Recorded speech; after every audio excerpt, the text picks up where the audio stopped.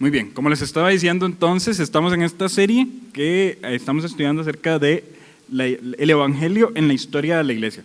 Para recordarles un poquito, a principio de año, antes de todo esto de la pandemia y todo esto, habíamos tomado una decisión. Durante todo el año íbamos a estudiar acerca del Evangelio y lo hemos venido haciendo. Hablamos del Evangelio en la creación, hablamos del Evangelio en Jeremías, según Jeremías, hablamos del Evangelio según el apóstol Juan. Hemos hablado del Evangelio en un sinnúmero de aspectos, ¿verdad? A lo largo del año. Nos agarró la cuarentena, pero lo seguimos haciendo de manera virtual y ha sido muy provechoso. Continuando con esta temática, estamos hablando del Evangelio en la historia de la iglesia. Esto tiene un nombre específico. El nombre de esto en teología sistemática es eclesiología. Eso quiere decir que de todo lo que la teología estudia, la parte que se enfoca en estudiar la iglesia, la historia de la iglesia, la estructura de la iglesia, la naturaleza de la iglesia, se llama eclesiología, que proviene de la palabra eclesia, que en griego es iglesia, y logía es de la palabra logos, que es estudio, palabra, verbo, etcétera, ¿verdad? Entonces, hablando de eclesiología, el día de hoy vamos a hablar de un tema pues que puede tenderse a algo interesante y que nos puede llamar la atención porque es algo también un poco cotidiano en nuestro andar diario, que es el Evangelio en la aparición del catolicismo romano, ¿verdad? El Evangelio en la aparición del catolicismo romano. Y vamos a ver que eventualmente la aparición del catolicismo se dio en un año en particular y cómo todo esto fue enriqueciendo la historia como tal, y podemos observar dentro de esta historia cosas tanto buenas como malas, ¿verdad? Y queremos sacar provecho de esto. Más que todo, queremos observar cómo Dios preservó su evangelio en medio de toda esta etapa que se atravesó históricamente, ¿verdad? A tal punto que nosotros estamos aquí reunidos hoy hablando del evangelio. Eso quiere decir que el evangelio no desapareció. Lo leímos semanas anteriores cuando Jesús prometió que ni las puertas del Hades prevalecerían contra la iglesia. Cristo prometió que la iglesia iba a permanecer para siempre. Y para que la iglesia exista es necesario el mensaje fundamental, que es el mensaje del evangelio como tal, ¿verdad? Les voy a pedir que me acompañen un momento a Primera de Timoteo, capítulo 4.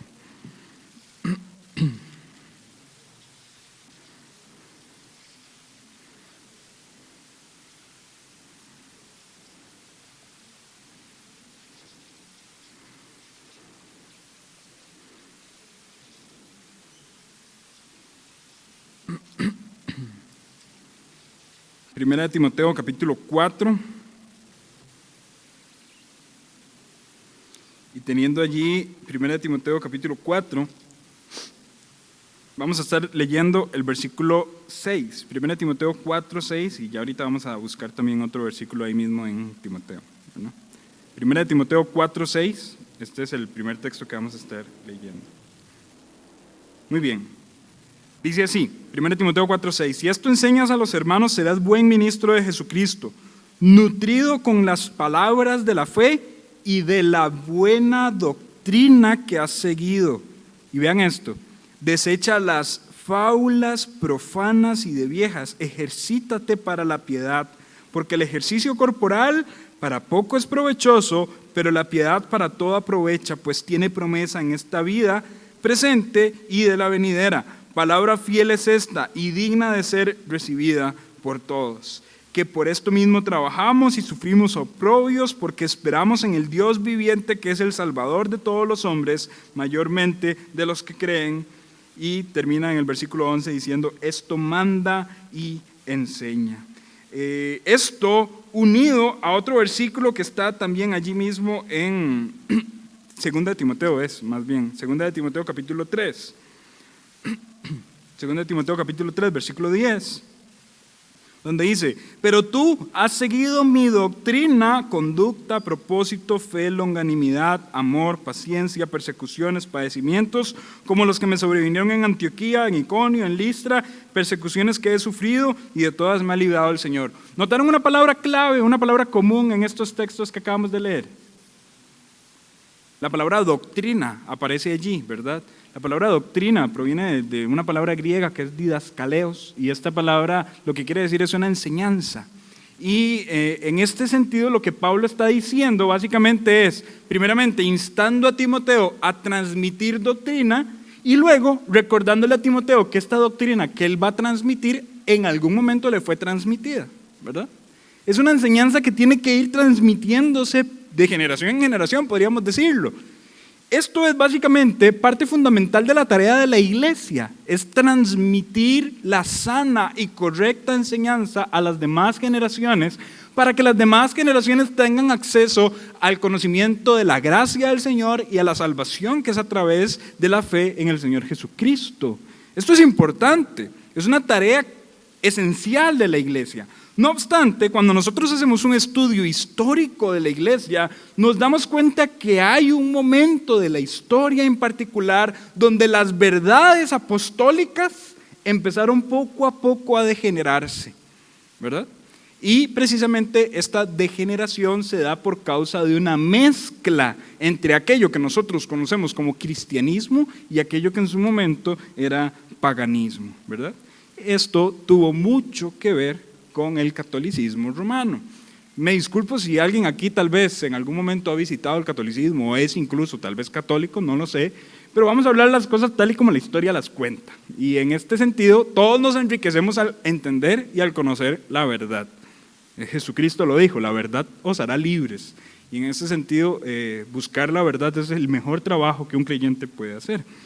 Ahora bien, la semana pasada, en el estudio que terminamos, recordarán que llegamos hasta un momento. Nuestra conclusión fue en el año 313 después de Cristo, ¿sí? Hablamos de las personas que sufrieron martirios, hablamos de una palabra ahí un poco difícil que es patrística. ¿Se recuerdan qué estudiaba la patrística? No me dejen solo, por favor, porque me hacen recordar cuando enseñaba en Zoom y en Facebook y en YouTube.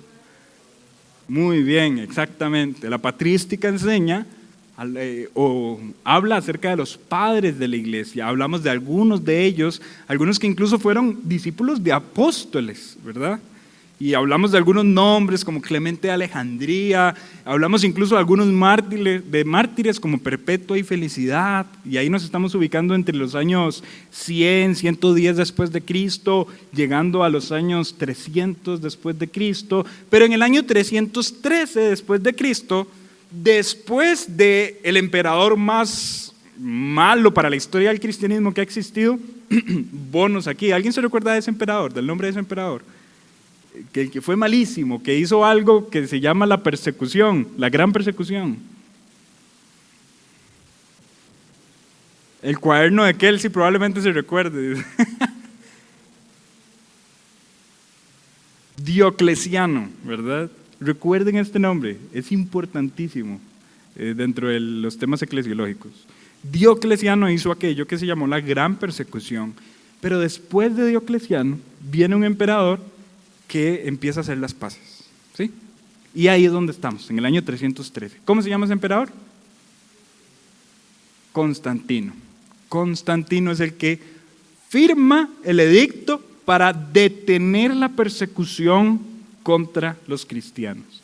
Hay una historia, un relato mítico que cuenta que Constantino había ido a una guerra y en medio de esa guerra vio una visión de una cruz en el cielo y él dijo que en el nombre de este Jesús de la cruz él iba a ganar, etc. Y cuando él regresó de esta batalla, entonces él dijo que él era cristiano. Eso es una historia que se cuenta alrededor de esto. Ahora bien, situándonos en el año 313 después de Cristo, ¿qué es lo que ocurre en ese año que es tan importante hablando del tema de la iglesia? Bueno, lo que ocurre es que se firma o se establece o se escribe algo conocido como el Edicto de Milán. Milán por el lugar donde se firmó o donde se estableció este edicto. Este edicto también es conocido como la tolerancia del cristianismo. Y en este edicto, básicamente formulado en Milán en el año 313, como lo he dicho anteriormente, se habla acerca de la libertad religiosa por parte del Imperio Romano y se da fin a las persecuciones que son dirigidas por las autoridades. Para que tengamos un contexto un poco más amplio de lo que estoy tratando de decir, voy a leerles una porción del edicto, ¿sí? Y así ustedes ven que no son solo palabras mías, sino que el documento existe. El edicto dice algo así: habiendo advertido hace ya mucho tiempo que no debe ser cohibida la libertad de religión, sino que ha de permitirse el arbitrio y libertad de cada cual ejercite en las cosas divinas conforme al placer de su alma, los cristianos conserven la fe y observancia de su secta y religión, que a los cristianos y a todos los demás se les conceda libre facultad de seguir la religión que a bien tengan, a fin de que quien quiera que fuere el numen divino y celestial puede ser propicio a nosotros y a todos los que viven bajo nuestro imperio. ¿Escucharon las palabras de Constantino? ¿Les parecen estas palabras palabras de un cristiano? Piensen bien esta respuesta.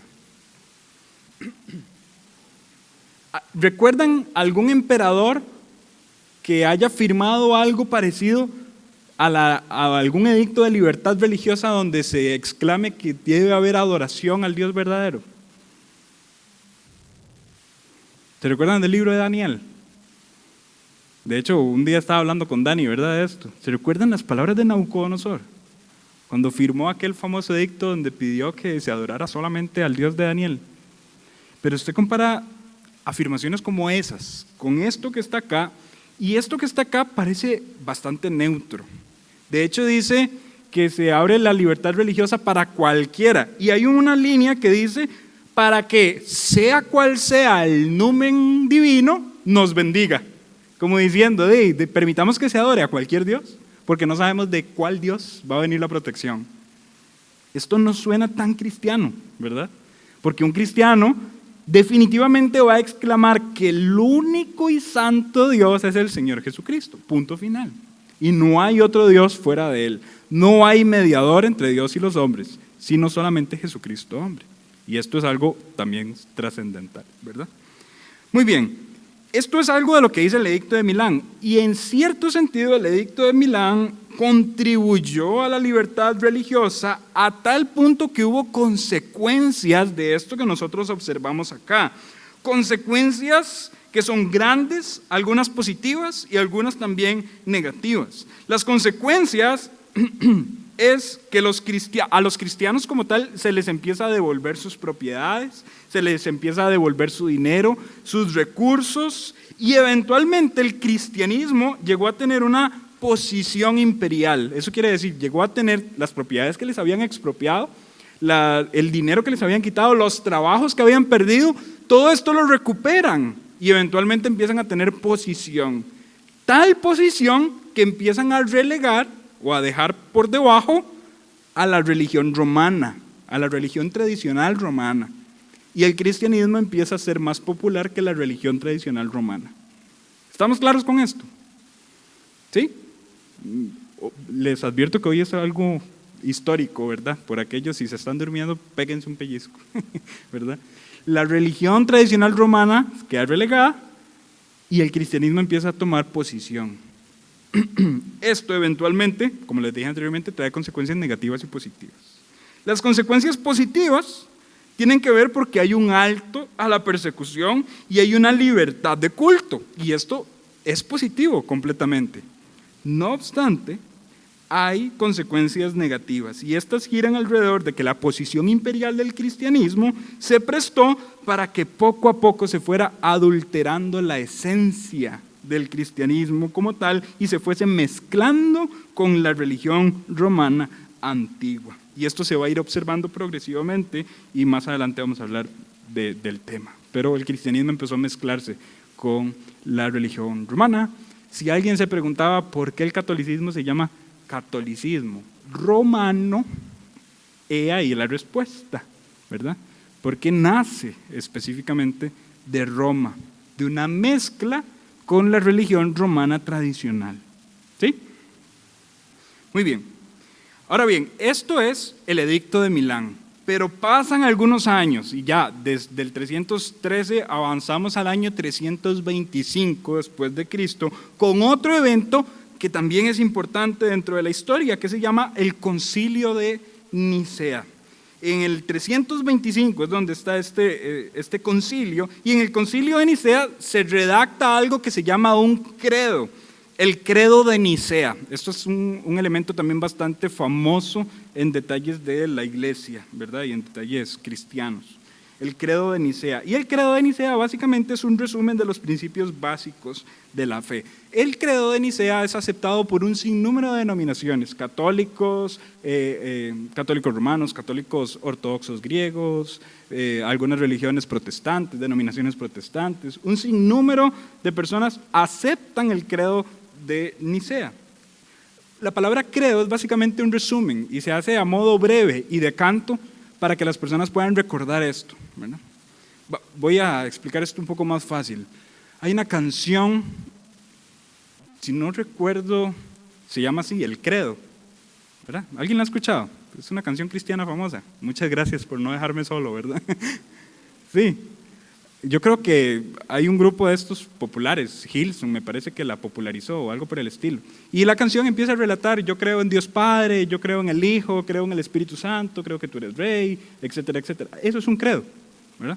Básicamente lo que hizo esta música cristiana moderna es tomar las palabras del credo apostólico y del credo de Nicea y traducirlas en un canto.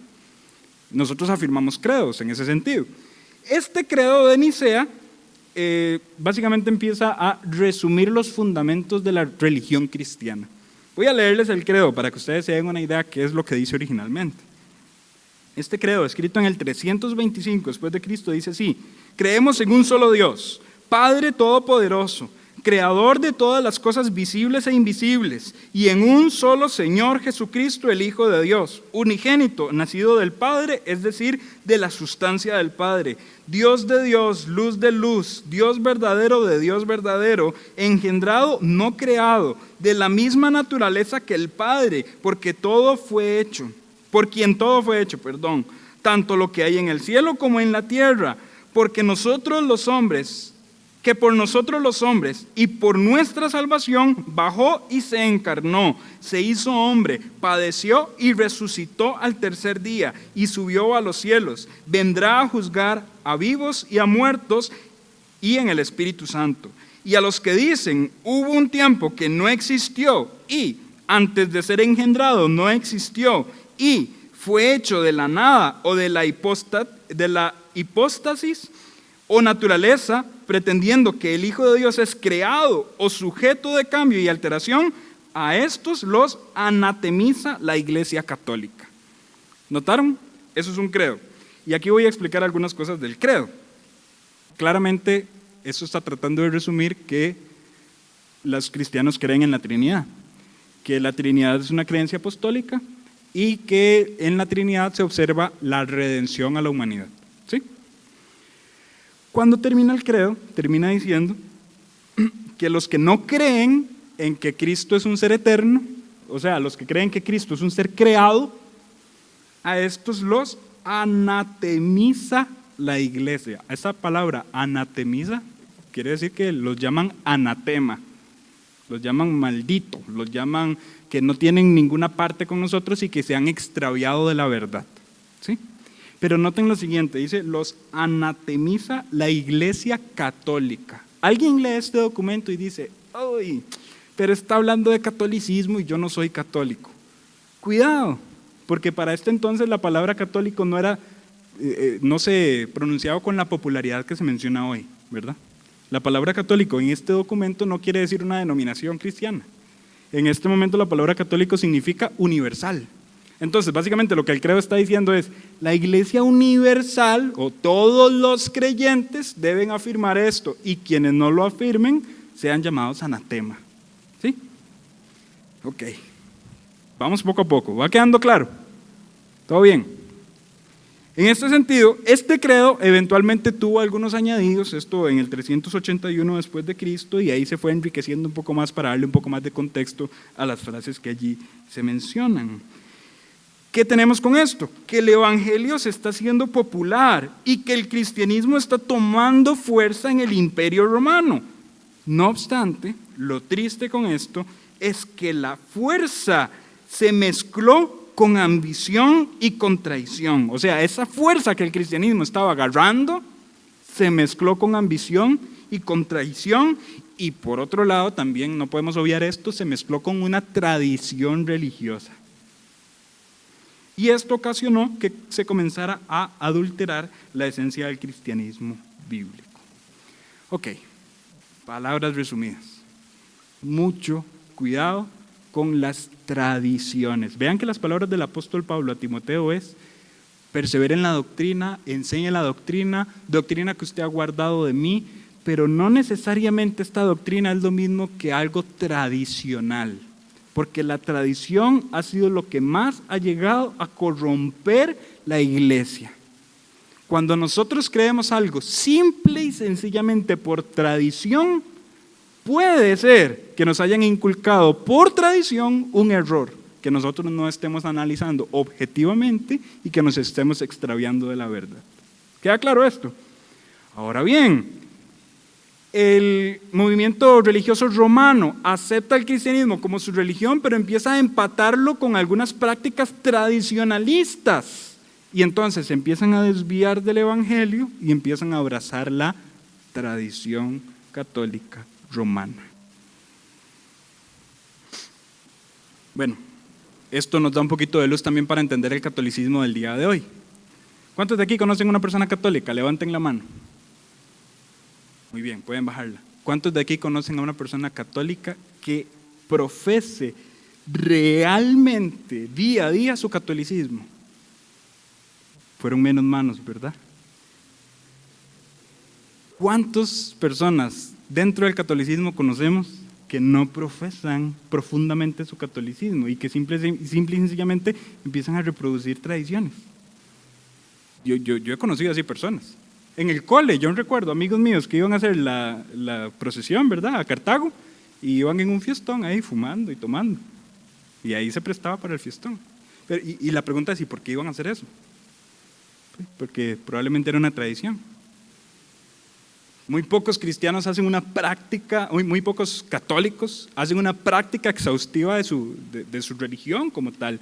Incluso, lamentablemente también para ellos, pocos conocen a fondo su doctrina. Esto que nosotros vemos el día de hoy, eventualmente está correlacionado a los inicios del catolicismo como tal, porque eso fue lo que hizo el catolicismo, amar más la tradición que la doctrina. Y empezaron a seguir tradiciones humanas. Esto corrompió de cierta medida el cristianismo, porque el cristianismo empezó a hacerse un movimiento tradicionalista. Y en cierta medida, aquí yo no estoy juzgando a católicos, los dedos también nos van a señalar a nosotros. No estamos aquí en una posición de privilegio para decir somos mejores que los católicos. No, porque la tradición también nos ha afectado a nosotros. Y nosotros como creyentes, quizá no católicos, también nos hemos vuelto tradicionalistas en nuestros actos de adoración. Y con eso hay que tener mucho cuidado, muchachos. Hay personas que vienen un domingo a la iglesia, pero parece que nada pasa en sus vidas y que sus vidas no reflejan genuinamente un cristianismo, que empiezan a reproducir tradiciones. Mucho cuidado con eso, muchachos. Podemos estar señalando al catolicismo y, como yo le he dicho antes en otras ocasiones, hay otros 3 dedos que me deberían estar señalando a mí también. Y puede que yo esté cayendo en tradicionalismo en mis actos de adoración. ¿Vieran cómo extraño yo cantar aquí en la iglesia? Es algo que extraño muchísimo. Muy probablemente Charlie y los demás músicos más que yo, ¿verdad? Porque era parte de nuestro servicio y de nuestra adoración. Pero vieran lo interesante, que cuando uno está acá al frente y está en este tiempo de los cantos, uno nota cómo canta la gente. Y aún este tiempo de cantos se ha vuelto para nosotros una tradición más. Algo que no estamos haciendo de la forma en la que debería hacerse. En el tiempo de la predicación pasa lo mismo también. Venimos y pensamos que escuchar una predicación es suficiente y se nos olvida que hay que aplicar esta predicación en nuestro andar diario. Y seguimos reproduciendo tradiciones Criticamos a los católicos porque van a la misa, pero nosotros básicamente venimos a una misa católica también, en algunos sentidos. Donde venimos, entramos, recibimos un servicio y nos vamos igual a como entramos. Mucho cuidado con esto. Ahora bien, volviendo al tema del catolicismo, se empieza a mezclar la tradición católica romana antigua con aquello que se llama, voy a reformular la oración. Se empieza a mezclar la religión romana antigua con aquello que ahora se llama catolicismo o cristianismo, ¿sí? Y empieza a haber una fusión entre estos elementos que termina originando un caos. Quiero ponerles un ejemplo de este caos. El ejemplo, tal vez uno de los más importantes, es uno que se llama el Concilio de Éfeso. El Concilio de Éfeso, esto ya ocurrió en el año 431 después de Cristo. Y aquí les voy a ejemplificar cómo se están empezando a mezclar todas estas cosas y empieza a existir corrupción. En este concilio básicamente lo que intenta hacer es una respuesta a una herejía que andaba publicándose en la época. Una herejía es una enseñanza falsa en contra de la sana doctrina. Y lo que pretendían responder era que algunas personas estaban enseñando que cuando Cristo vino, tomó solamente cuerpo humano, pero que su alma no era humana, y que el alma y el cuerpo de Jesús básicamente eran dos personas diferentes. Esta era una herejía que se estaba enseñando en la época. Entonces, los cristianos del año 431 escriben en el concilio de Éfeso una respuesta a esa herejía, afirmando que Cristo es todo Dios, tanto cuerpo y alma en los aspectos dicotómicos, o si lo queremos ver en los aspectos tricotómicos, cuerpo, alma y espíritu. O sea, pero que toda su esencia es divina. No obstante, empiezan a haber errores que empezamos a notar en lo que ellos empiezan a afirmar. Voy a leerles este párrafo que está escrito en el Concilio de Éfeso y les pido un favor, oídos atentos para que perciban cuál es el error, ¿sí? Y noten lo siguiente, los errores no nacen de la noche a la mañana. Los errores nacen por un proceso erróneo de comunicación, como en la dinámica que acabamos de hacer, ¿verdad? La persona hizo un movimiento para que se transmitiera, como el teléfono chocho, y eso se fue pervirtiendo al pasar el tiempo. De la misma manera ocurre acá. Las mentiras del catolicismo no aparecieron de la noche a la mañana, sino que poco a poco se fueron comunicando de manera no efectiva las verdades que debían comunicarse, ¿sí? Y presten atención a este párrafo. Dice, pues, no decimos que la naturaleza del verbo transformada se hizo carne, pero tampoco que se transmutó en hombre eterno compuesto de alma y cuerpo, sino, más bien, que habiendo unido consigo el verbo según hipóstasis, o persona de la carne animada de alma racional, se hizo hombre de modo inefable e incomprensible y fue llamado Hijo del Hombre, no por sola voluntad o complacencia, pero tampoco por la asunción de la persona sola, que por las naturalezas que se juntan es verdadera unidad, en verdadera unidad son distintas, pero que de ambas resulta un solo Cristo e Hijo. Hasta ahí estoy de acuerdo. No como si la diferencia de la naturaleza se destruyera por la unión, sino que porque la divinidad y la humanidad constituyen más bien para nosotros un solo Señor y Cristo e Hijo por la inefable y misteriosa concurrencia de la unidad. De nuevo, hasta ahí todo bien. En palabras simples lo que está diciendo es que Cristo es completamente Dios, tanto su parte humana como sus atributos divinos conforman en esencia a Dios encarnado, ¿sí? Pero vean esto, y aquí es donde quiero que pongan atención, dice, porque no nació primeramente un hombre vulgar de la Santa Virgen y luego descendió sobre él el Verbo, sino que unido desde el seno materno se dice que se sometió a nacimiento carnal, como quien hace suyo el nacimiento de la propia carne. De esta manera, los santos padres no tuvieron inconveniente en llamar Madre de Dios a la Santa Virgen. ¿Lo notaron? Con tal de defender que Cristo es verdaderamente humano y verdaderamente Dios, cayeron en un error peor. Y ahora están afirmando que si Jesús es Dios, completamente Dios en su cuerpo, y María es su madre, Entonces María es Madre de Dios. ¿Notaron cómo el proceso de comunicación empezó a fallar?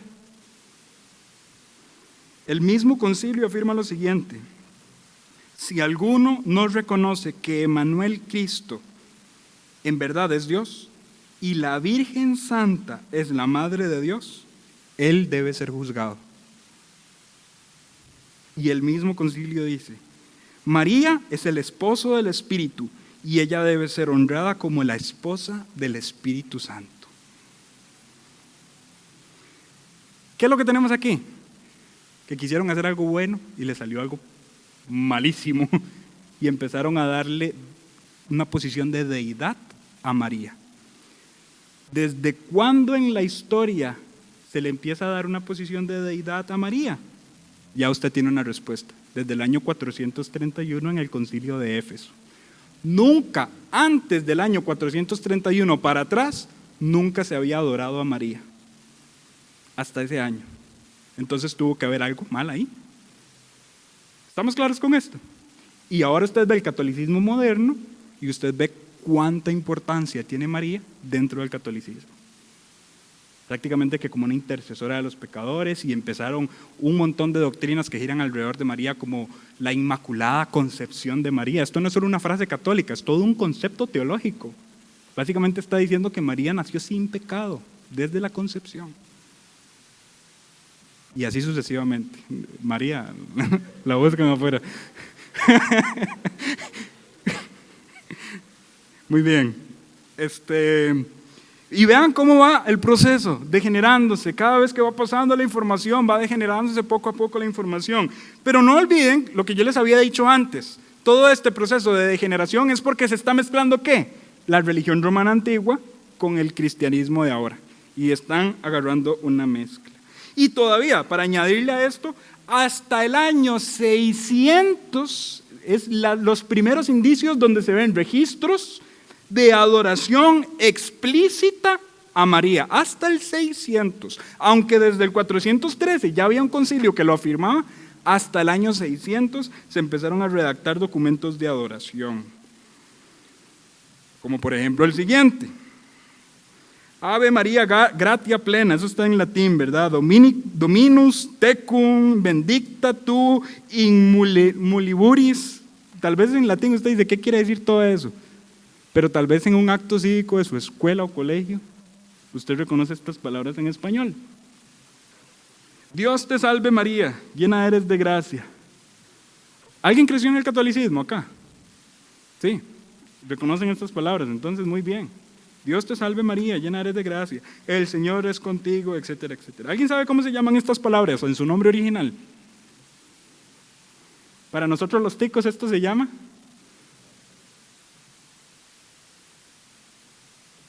¿nadie?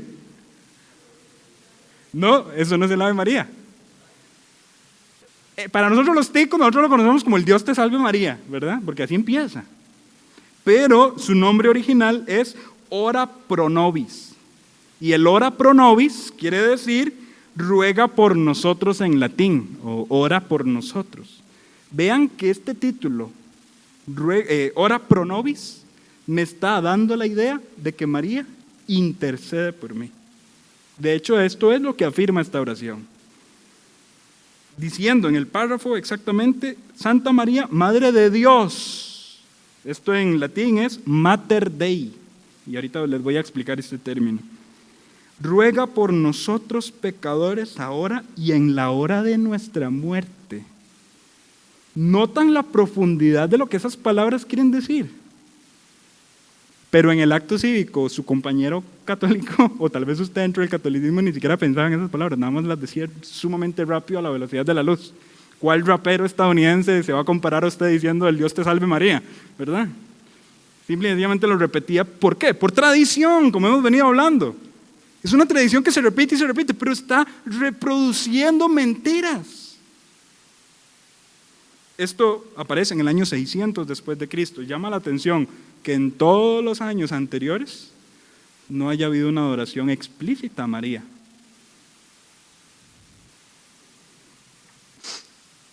Los romanos, ellos como tal, tenían la naturaleza de mezclarlo todo, ¿verdad? Eran esas personas que les gustaba, yo no sé si ustedes usan esta palabra en su casa, pero que les gustaba la zambumbia, ¿verdad? ¿Alguien usa esa palabra en su casa? Viera a mí qué rica me queda la zambumbia.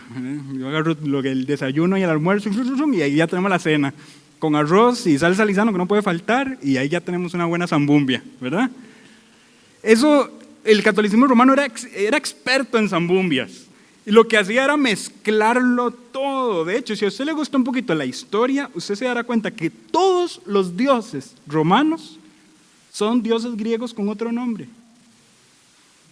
No tenían ni siquiera creatividad para crearse un dios, sino que nada más le cambiaron el nombre a los dioses. Entonces, el Júpiter de los romanos es el Zeus de los griegos. Y entonces, el Juno de los romanos, o la Juno de los romanos es la Hera de los griegos. Y así sucesivamente, simplemente hicieron un intercambio de nombres y ya. Bueno, ¿esto qué quiere decir? Que aquí vamos a empezar a ver la naturaleza de dónde apareció la adoración a María. En este sentido, la tradición romana popularizó un término que era Magna Mater. Este término significa diosa madre o la diosa más grande, ¿verdad? Y el Magna Mater era muy normal en la veneración de los dioses romanos. De hecho, esto es un término que es una herencia de los babilónicos, y aquí ya me voy a poner un poco más histórico. Los babilónicos, que existían mucho tiempo antes que los romanos, veneraban a una diosa que se llamaba Semiramis. Esta diosa era esposa en su momento de un hombre llamado Nimrod. ¿Recuerdan este nombre, Nimrod, en Génesis? Se menciona en Génesis que es el primer poderoso de la tierra, que fue el que organizó la rebelión de la Torre de Babel, ¿verdad? Este Nimrod, casado con Semiramis, eventualmente a Nimrod lo mataron y hay toda una historia que no tengo el tiempo de contarles, ¿verdad? Pero Semiramis queda embarazada de un hombre que se llama Tamus o Tamuz, depende de la traducción. Este hombre, que es el hijo de Semiramis, Semiramis llega a inventar que Nimrod, ya muerto, se había reencarnado en Tamus, su hijo, y eventualmente Semiramis se casó con su hijo, ¿verdad? Pensando que era su esposo reencarnado. Y Semiramis entonces tuvo una relación con Tamuz. Este Tamuz y toda esta historia que les estoy contando, ¿verdad?, se puede rastrear en la naturaleza de la religión romana. ¿Por qué? Porque los romanos empezaron a darle mucha importancia a venerar a las madres diosas o a la diosa madre. Esto también se puede rastrear en la cultura asiria. Aquí voy a dar otro dato.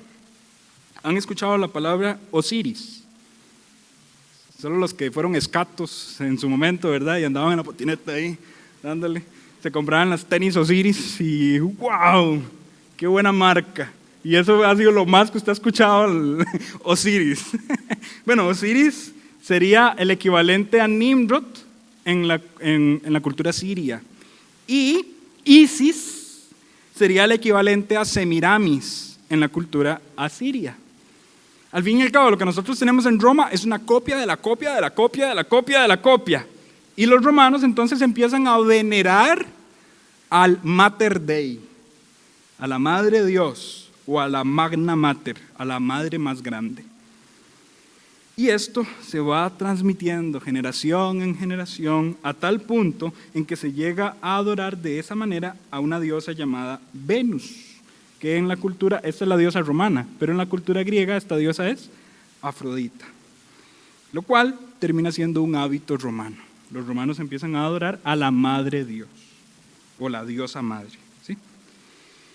Y bueno, teniendo ya el hábito y luego convirtiéndose al cristianismo, claramente les hace falta, por tradición, adorar a la Mater Dei. Y eventualmente la figura de María representó exactamente lo que ellos estaban buscando, la Madre de Dios. Vayan y googleen una estatuilla de Semiramis y Tamuz, y ustedes verán el parentesco enorme que hay entre las estatuas de Semiramis y Tamuz con respecto a María y Jesús en las pinturas católicas. Al fin y al cabo es una reproducción de la copia, de la copia, de la copia, de la copia, de la copia. Muy breve porque no la van a poder escuchar en el video, entonces. Bueno, esta Diana es Artemisa de los Efesios, ¿verdad? En realidad sí tiene algo que ver, porque también ella era considerada una Mater Dei, en el sentido en que era una veneración femenina. Pero no obstante no se le vincula como tal con María, ¿verdad? Pero sí en el término, y eso es un buen punto, porque el término, ¿verdad?, de Magna Mater o Mater Dei, este término como tal era una necesidad en la religión romana, y cuando se convirtieron al cristianismo, ellos seguían teniendo esa necesidad. Y lo que hicieron es agarrar a María y encajarla en su tradición. Ya lo han venido haciendo, ya le han cambiado el nombre a un montón de dioses. Bueno, ahora agarremos otra diosa más y cambiémosle el nombre por María y empecemos a adorar a María como diosa, como intercesora. Y aquí empiezan a haber un montón de errores y tropiezos doctrinales dentro del catolicismo romano. Y más adelante van a seguir los tropiezos. Van a venir ahora la figura del Papa. Va a aparecer una doctrina que se llama la infalibilidad papal, o sea que el Papa no se equivoca. Esa doctrina persiste el día de hoy. Lo que el Papa diga es la verdad y punto final. No importa que el Papa actual esté apoyando el comunismo ecuatoriano y venezolano y todo esto, no importa, él es infalible. Aparecen otras doctrinas como el paidobautismo o el bautismo de niños, cosas que no se habían registrado en la historia. Aparecen otras doctrinas como las indulgencias, donde se le pide a la persona que pague dinero para sacar a una persona del infierno o del purgatorio. Aparecen doctrinas como el purgatorio. Vean ese teléfono chocho de lo que tratábamos de ejemplificar ahora al principio, cómo fue tergiversando el evangelio puro y santo. Y básicamente crearon otra religión pagana. Religión que podríamos llegar a conocer como catolicismo romano. Y antes de que alguien me señale y diga que estoy hablando con mucha dureza, voy a hacer una aclaración. Yo no creo que todo en la historia del catolicismo sea negativo. Yo creo que hay puntos buenos dentro de la historia. Pero lamentablemente son más los puntos malos que los puntos buenos. ¿Sí? La historia del catolicismo es una historia que tiene que estudiarse con mucho cuidado. Si bien es cierto, y nos ponemos a pensar, y esto va a ser lo que vamos a enseñar el próximo viernes, hasta el año 1517, noten que nosotros hoy llegamos hasta el 600, pero fue hasta el año 1517 donde se empezaron a señalar con valentía los errores del catolicismo romano. Esto lo vamos a ver el próximo viernes y es lo que se llama o se denomina como la Reforma Protestante, que es donde personas salen del catolicismo señalando los errores del mismo movimiento, ¿verdad? Ahora bien, si bien es cierto que hasta el 1517 se empiezan a señalar estos errores, esto no quiere decir que en todos esos años no hubo cristianos que amaran al Señor. Vamos a ver, ¿hubo cristianos en el catolicismo histórico? Sí. Cristianos a los que usted y yo les debemos muchísimo, cristianos que han escrito teología que usted y yo estudiamos involuntariamente en la era actual. Pero yo creo, y digo esto sin temor a equivocarme, que los cristianos que existieron en esa época no fueron cristianos por el catolicismo, sino que fueron cristianos a pesar del catolicismo. Y esto es diferente. ¿Por qué? Porque más bien es Dios preservando a sus hijos en medio de un sitio, de un contexto histórico donde la verdad no era predicada tal y como debía ser predicada. Pero Dios es tan grande que aún así saca a hijos suyos como flores, como semillas que revientan en flores, y saca a hijos suyos de donde Él quiera para que sigan proclamando las verdades de su evangelio. Y en su momento, dentro del catolicismo, hubo personas que preservaron la sana doctrina, que tal vez tuvieron errores en algunos puntos en particular, sí, porque estaban creciendo dentro del catolicismo como tal, pero que al fin y al cabo estaban preservando las verdades del evangelio. Yo puedo mencionar un montón de nombres, como Tomás de Aquino, como Agustín de Hipona, y un sinnúmero de otras personas más dentro del catolicismo. Agustín de Hipona, estamos hablando del siglo III después de Cristo, donde personas como él y escritos como los suyos pues son base fundamental del protestantismo moderno. Muchachos, no todo lo que pasó es malo. No obstante, lamentablemente empezaron a denigrar verdades fundamentales. Ahora bien, después de haber dicho todo esto, es válida la pregunta que quizá alguien se esté haciendo. ¿Por qué estamos hablando de esto en una sociedad de jóvenes? ¿Verdad? ¿Qué tiene que ver esto con una reunión de jóvenes? Muchachos, vean la importancia de comunicar con fidelidad el mensaje del Evangelio. Vean la importancia de comunicar con fidelidad el mensaje del Evangelio. Trate el Evangelio como algo digno de su respeto y admiración y no lo comunique de forma descuidada. Comunique el Evangelio como lo que es, el único mensaje de redención para el ser humano. No le quite ni le ponga a este mensaje. En un teléfono chocho usted le puede quitar y poner y no pasa nada, pero si usted le quita o le pone al mensaje del Evangelio, usted se está metiendo en un gran problema, porque estamos hablando de un mensaje divino que causa la redención de las almas de aquellos que creen en él. Veamos la historia. Dice un dicho que la historia existe para no repetirla, ¿verdad? Observemos la historia y tengamos nosotros también cuidado de no caer en los mismos errores, de seguir un cristianismo por tradición, de empezar a comunicar cuestiones del cristianismo sin haberme sentado a estudiar si realmente lo que creo está en la Biblia o no. Les digo esto, muchachos, esto es algo mucho más fácil para ustedes que para los católicos de la época. Chicas, me refiero a ustedes aquí primeramente. ¿Cuántas de ustedes tienen más de una Biblia? Levanten la mano. A las mujeres que están acá reunidas. Vean el montón que tienen más de una Biblia. La que andan en su casa, quizá tienen otra copia de la copia, de otra traducción en el teléfono. Si ustedes hubieran crecido en otra época y nacido en otra época, solo por el hecho de ser mujeres, no tenían la oportunidad de ir a una universidad, no tenían la oportunidad de aprender latín y por tanto no podían leer la Biblia porque el único idioma en el que estaba traducida la Biblia era el latín. ¿Cuántas mujeres de aquella época, consideradas cristianas, simple y sencillamente por los relatos que les predicaban otras personas, vivían un cristianismo con fidelidad? ¿Y cuántos de nosotros, teniendo mucho más recursos de lo que aquellas personas en su época tenían, hemos tenido o hemos empezado a vivir un cristianismo descuidado? Métase a estudiar un poco el tema. Y de paso, ahora que le estaba hablando a las mujeres, esto tiene un vínculo muy importante con aquello que es conocido feminismo, ¿verdad? El feminismo bueno, porque ahora el feminismo de género, el malo y el desastroso que pinta iglesias y solo hace actos vandálicos, no representa a las mujeres. Pero el feminismo bueno, ¿saben cómo inició? Por un hombre que estaba preocupado para que otras mujeres tuvieran acceso a estudiar la Biblia. Ya lo habíamos hablado en otra enseñanza. Paul de la Barre en Francia lucha para que la Biblia sea traducida al francés y lucha para que las mujeres tengan acceso a las universidades y puedan aprender a estudiar teología. Y lo que nosotros hoy tenemos, mujeres y hombres, tenemos preciosas oportunidades de seguir creciendo en el conocimiento de la verdad.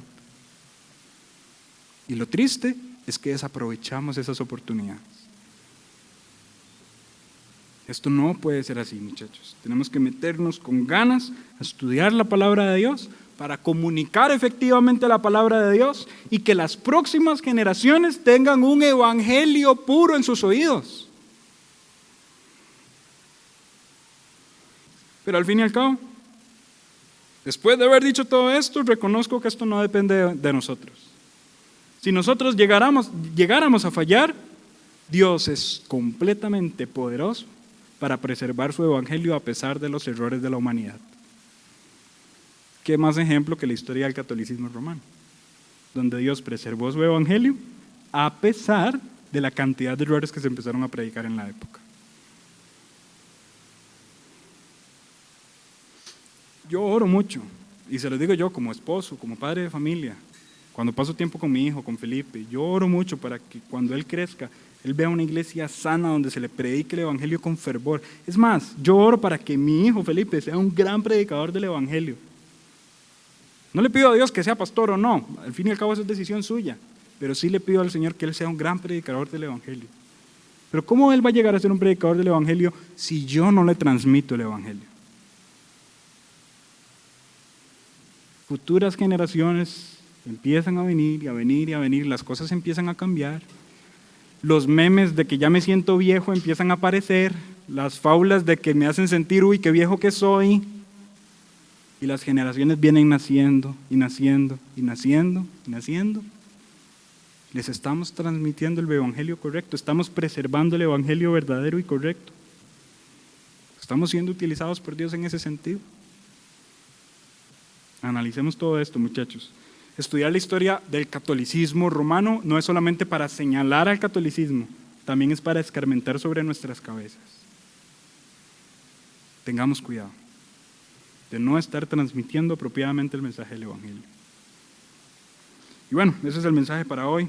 La próxima semana ya vamos a ver entonces a partir del año 1517 cuando se empieza a señalar el catolicismo. Y esto es lo que normalmente se conoce como la Reforma Protestante. Vamos a ver lo bueno y también cosas malas detrás de la Reforma Protestante, que pues es inevitable que esto suceda así. Vamos a orar y a poner este tiempo en manos de Dios para terminar.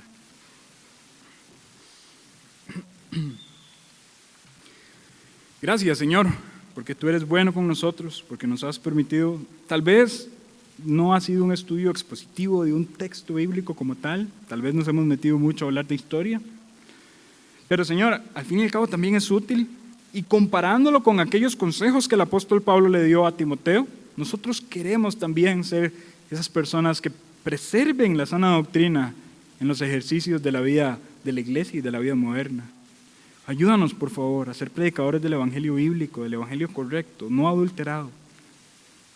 Ayúdanos a no dejarnos engañar por filosofías huecas y vanas sutilezas que engañan y confunden a las personas y las llevan tras el error.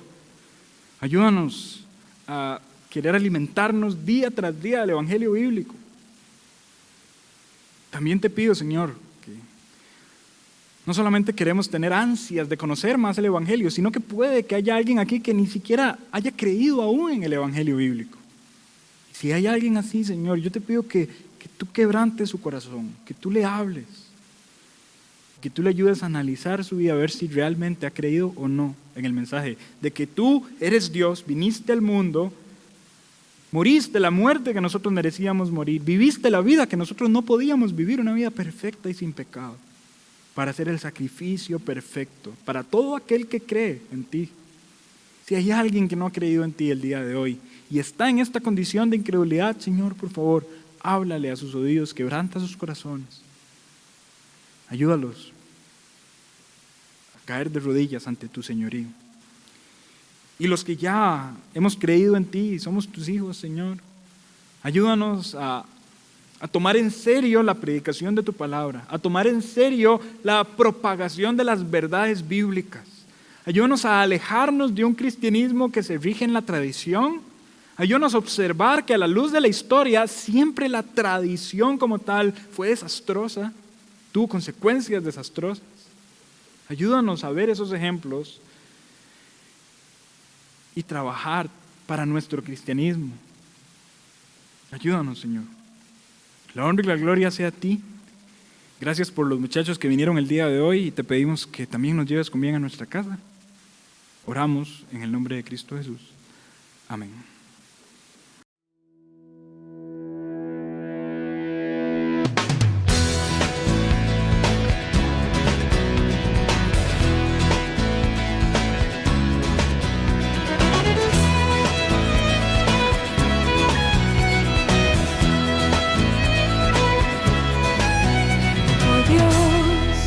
Nuestro Redentor, amigo y Salvador, Creador del universo.